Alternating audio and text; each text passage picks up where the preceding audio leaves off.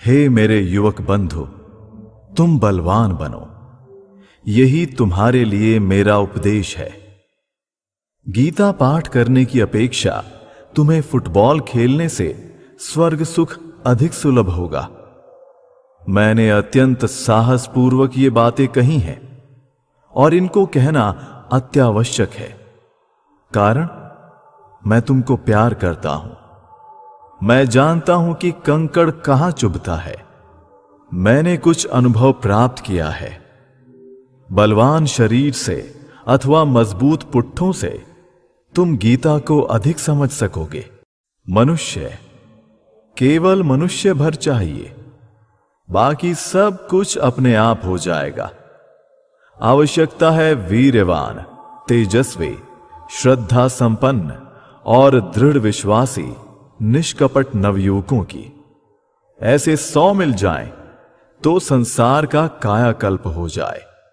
हे भाइयों, हम सभी लोगों को इस समय कठिन परिश्रम करना होगा। अब सोने का समय नहीं है। हमारे कार्यों पर भारत का भविष्य निर्भर है।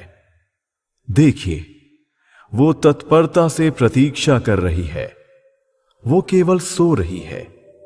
उसे जगाइए और पहले की अपेक्षा और भी गौरव मंडित और अभिनव शक्तिशाली बनाकर भक्ति भाव से उसे उसके चिरंतन सिंहासन पर प्रतिष्ठित कर दीजिए।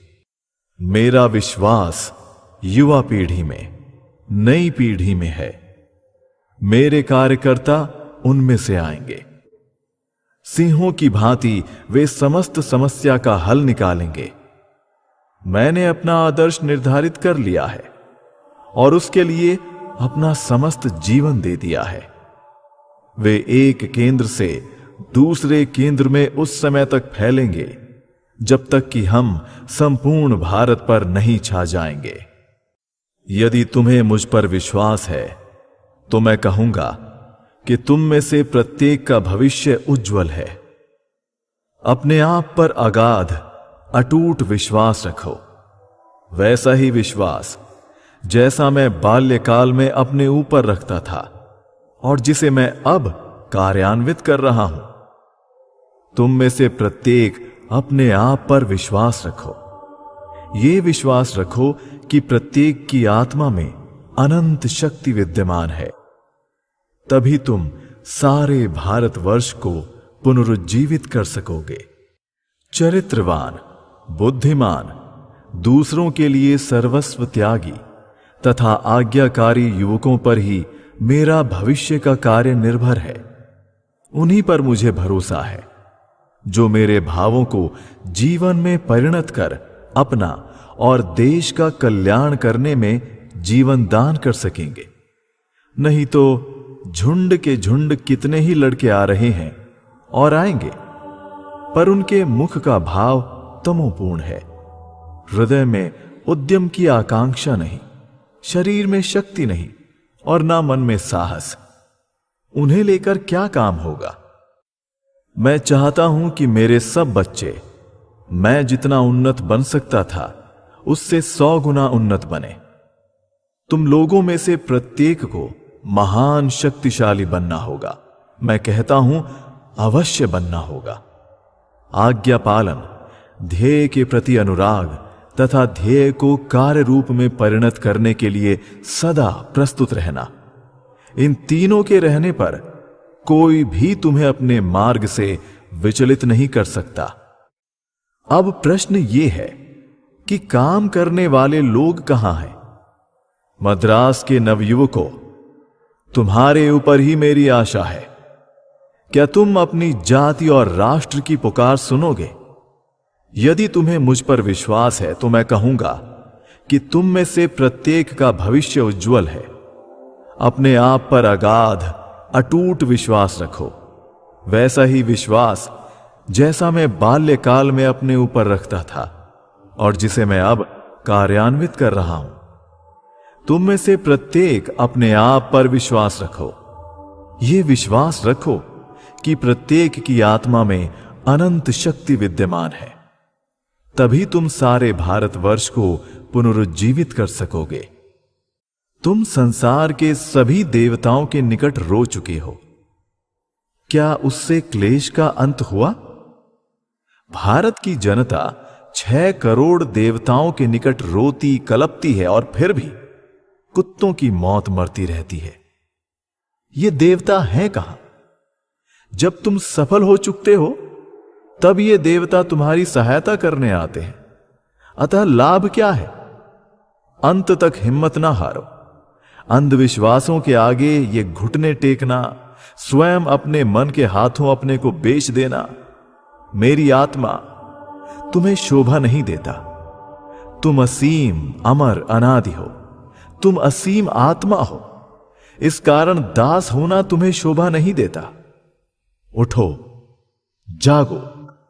मैं फिर तुम्हें याद दिलाता हूं, कर्मण्येवाधिकारस्ते मां फलेषु कदाचन। तुम्हें कर्म का अधिकार है, फल का नहीं। चट्टान की तरह दृढ़ रहो, सत्य की हमेशा जय होती है। कदाचित हम लोग उसका फल देखने के लिए जीवित ना रहें, परंतु जैसे इस समय हम जीवित हैं, इसमें कोई संदेह नहीं है कि देर या सबेर इसका फल अवश्य प्रकट होगा। भारत को नव विद्युत शक्ति की आवश्यकता है, जो जातीय धमनी में नवीन स्फूर्ति उत्पन्न कर सके। ये काम हमेशा धीरे धीरे हुआ है और होगा। निस्वार्थ भाव से काम करने में संतुष्ट रहो और अपने प्रति सदा सच्चे रहो। पूर्ण रूप से शुद्ध, दृढ़ और निष्कपट रहो। शेष सब कुछ ठीक हो जाएगा।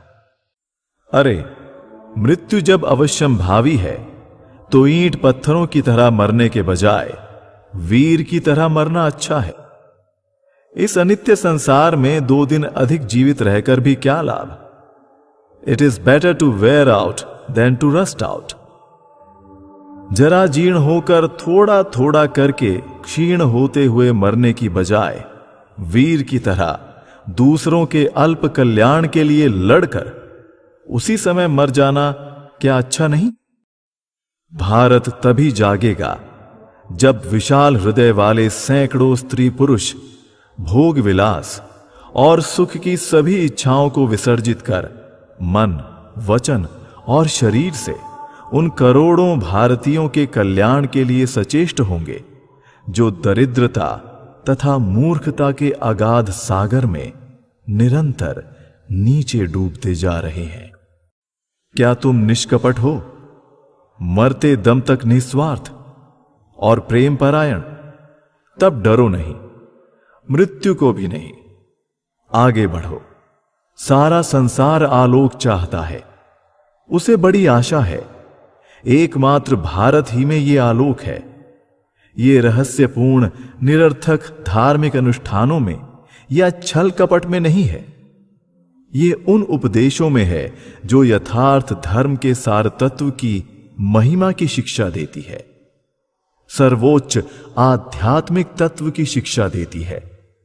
यही कारण है कि प्रभु ने इस जाति को इसके इतने सारे उतार चढ़ावों के बावजूद आज भी सुरक्षित रखा है। अब समय आ उपस्थित हुआ है।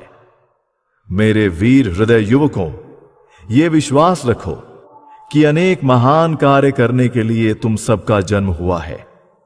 कुत्तों के भौंकने से न डरो, नहीं, स्वर्ग के वज्र से भी न डरो। उठ खड़े हो जाओ और कार्य करते चलो।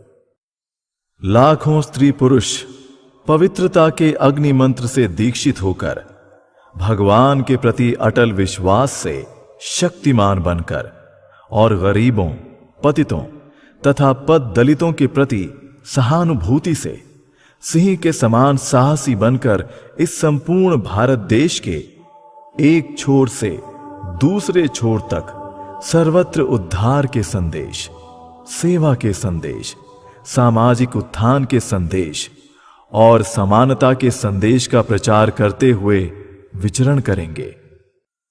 हे सिंहों, आएं और इस मिथ्या भ्रम को झटक कर दूर फेंक दें कि आप भेड़ हैं। आप हैं आत्मा अमर, आत्मा मुक्त, आनंदमय और नित्य। आप जड़ नहीं हैं, आप शरीर नहीं हैं। जड़ तो आपका दास है, न कि आप हैं दास जड़ के। महावीर के चरित्र को ही तुम्हें इस समय आदर्श मानना पड़ेगा। जीवन मृत्यु की परवाह कहां।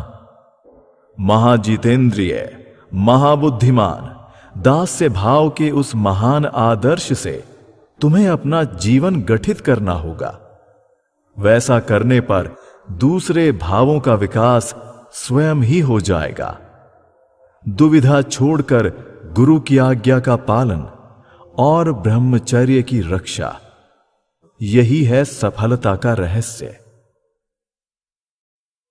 नाथ पंथः विद्यते यनाय, अवलंबन करने योग्य और दूसरा पथ नहीं। एक ओर हनुमान जी के जैसा सेवा भाव और दूसरी ओर उसी प्रकार त्रैलोक्य को भयभीत कर देने वाला सिंह जैसा विक्रम।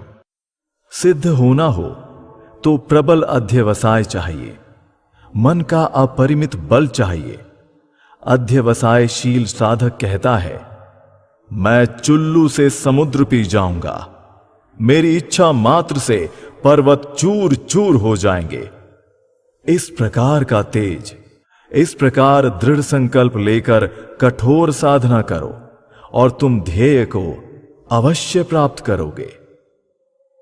स्वार्थपरता की आवश्यकता नहीं, नाम की भी नहीं, यश की भी नहीं, तुम्हारे नहीं, मेरे नहीं, मेरे प्रभु के भी नहीं। काम करो, भावनाओं को, योजनाओं को कार्यान्वित करो। मेरे बालकों, मेरे वीरों, सर्वोत्तम साधु स्वभाव मेरे प्रियजनों, पहिए पर जा लगो, उस पर अपने कंधे लगा दो। नाम, यश अथवा अन्य तुच्छ विषयों के लिए पीछे मत देखो। स्वार्थ को उखाड़ फेंको और काम करो। आओ, मनुष्य बनो, कूप मंडूकता छोड़ो और बाहर दृष्टि डालो। देखो अन्य देश किस तरह आगे बढ़ रहे हैं। क्या तुम्हें मनुष्य से प्रेम है? क्या तुम्हें अपने देश से प्रेम है? यदि हां, तो आओ हम लोग उच्चता और उन्नति के मार्ग में प्रयत्नशील हों। पीछे मुड़कर मत देखो।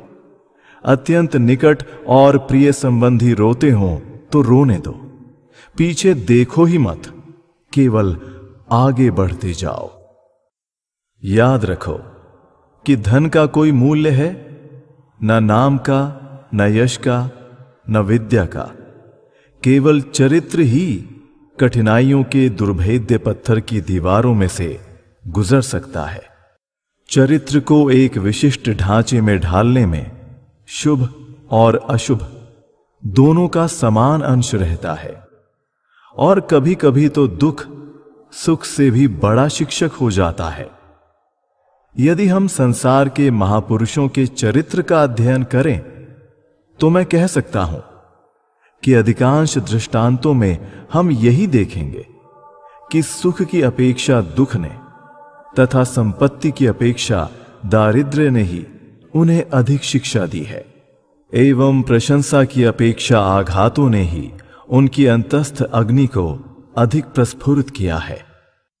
तुम्हारे भविष्य को निश्चित करने का यही समय है। इसीलिए मैं कहता हूं कि अभी इस भरी जवानी में, इस नए जोश के जमाने में ही काम करो। जीर्ण शीर्ण हो जाने पर काम नहीं होगा। काम करो, क्योंकि काम करने का यही समय है। सबसे अधिक ताजे, बिना स्पर्श किए हुए और बिना सूंघे फूल ही भगवान के चरणों पर चढ़ाए जाते हैं और वे उसे ही ग्रहण करते हैं। सतर्क रहो, जो कुछ असत्य है उसे पास ना फटकने दो। सत्य पर डटे रहो, बस तभी हम सफल होंगे। शायद थोड़ा अधिक समय लगे, पर सफल हम अवश्य होंगे। इस तरह काम करते जाओ कि मानो मैं कभी था ही नहीं। इस तरह काम करो कि मानो तुम में से हर एक के ऊपर सारा काम आ पड़ा है। भविष्य की 50 सदियां तुम्हारी ओर ताक रही हैं। भारत का भविष्य तुम पर ही निर्भर है। काम करते जाओ। अतः काम करो मेरे बालकों, काम करो। कार्य का कठिन भाग बहुत कुछ हल हो चुका है। अब ये प्रतिवर्ष धीरे धीरे स्वयं ही अग्रसर होता जाएगा। तुम लोग इतना सब कुछ कर चुके हो, यही सोचकर आनंद करो। यदि कभी मन में निराशा का भाव उदित हो तो उस समय यह विचार करो कि पिछले 1 वर्ष में कितना कार्य हुआ, किस तरह नगण्यता से निकलकर आज हम देख रहे हैं कि दुनिया भर की नजर हम लोगों पर टिकी हुई है। केवल भारत ही नहीं, बाहरी दुनिया भी हम लोगों से बड़े बड़े कामों की उम्मीदें रखती है। उठो, जागो। तुम्हारी मातृभूमि को इस महाबली की आवश्यकता है। इस कार्य की सिद्धि युवकों से ही हो सकेगी। युवा आशिष्ट, दृढ़िष्ठ, बलिष्ठ, मेधावी। मृत्यु पर्यंत काम करो। मैं तुम्हारे साथ हूं, और जब मैं न रहूंगा तब मेरी आत्मा तुम्हारे साथ काम करेगी। ये जीवन आता और जाता है। नाम, यश, भोग, ये सब थोड़े दिन के हैं। संसारी कीड़े की तरह मरने से अच्छा है, कहीं अधिक अच्छा है, कर्तव्य क्षेत्र में सत्य का उपदेश देते हुए मरना। आगे बढ़ो।